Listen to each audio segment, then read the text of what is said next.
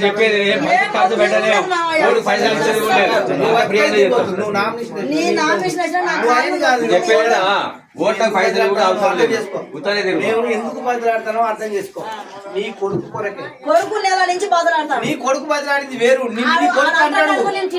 నువ్వు తినకున్నా తిన్నా ఇప్పుడైతే నువ్వు చేతులు పట్టుకున్నావు ఎక్కువ మేము చేస్తాం కానీ నువ్వు అంటేనే ఇగో నువ్వు ఓకే చెప్పాలి. ఇంతమంది చెప్పాలి అంతే. తప్పుల విషయం మేము మనిషి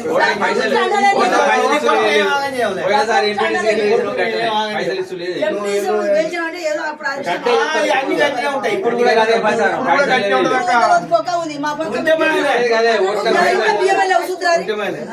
గదే ప్రచారం చేస్తాం మేము. అందరు పైసలు గదే ప్రచారం చేస్తాం.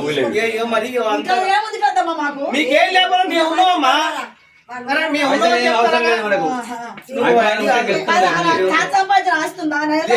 లేదు ఆయన మంచిగా ఉన్నాడు. ఆయనే ఉన్నాడు అట్లా. అమ్మా నిన్నే ఆగం కావాలని మేము కోరుకోవమ్మా. అర్థమైందా? మా సాధ్యమైనంత మేము కూడా పోరాడతాం. మంది నా మనం అందుకో ఇల్లు కాలు పట్టుకుని వేయించుకుంటాం. నీ కొడుకు